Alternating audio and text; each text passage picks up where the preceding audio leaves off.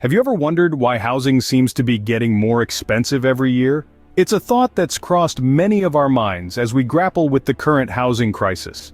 In both the US and Canada, we're witnessing a severe crunch, with high prices and escalating rental costs, making it challenging for many to secure a roof over their heads.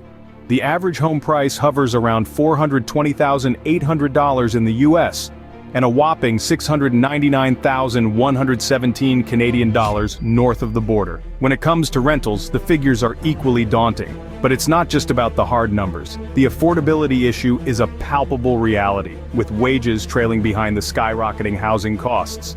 This imbalance is causing economic stress, constraining other activities, and compelling many to consider relocating for affordable housing options.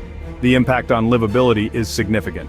High housing costs are not only lowering the quality of life but also creating emotional burdens. The dream of homeownership, once a staple of the American and Canadian life, is becoming increasingly elusive. The housing crisis is a complex issue with multiple contributing factors. So what's causing this housing crisis, and more importantly, how can we solve it? Let's dive into the structural issues first. The financialization of housing is one significant contributor to unaffordability. More and more houses are seen as investments rather than homes, driving prices up. Additionally, more households are renting now than in previous decades, further exacerbating the issue. Now, on to potential solutions. Long-term strategies are crucial, and these could include efforts to increase incomes and stabilize prices. Non-market housing, like social housing, plays a vital role too. Take Vienna, for example. Their model of socialized housing has proven to be quite effective. Short-term measures can also be helpful. New market housing and liberalized planning rules, similar to what's been implemented in New Zealand, can make a difference.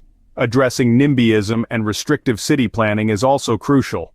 Canada, for instance, has committed $1.5 billion to co-op housing, though more investment is needed. Solving the housing crisis will require a multifaceted approach and a recognition of housing as a fundamental human need. But what can you do right now to navigate this crisis? Well, one short-term solution that's gaining traction is the side hustle.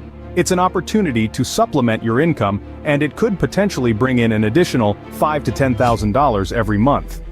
A side hustle isn't just about making ends meet, it's about economic resilience in the face of high housing costs. And the best part? You can set it up from the comfort of your own home. It's possible to turn a passion, a hobby, or a skill into a revenue stream. From freelance writing to e-commerce, the options are as varied as your interests. To help you get started, we've linked a free training in the video description. This training can guide you through the steps of setting up your own side hustle, providing you with the tools to navigate the housing crisis.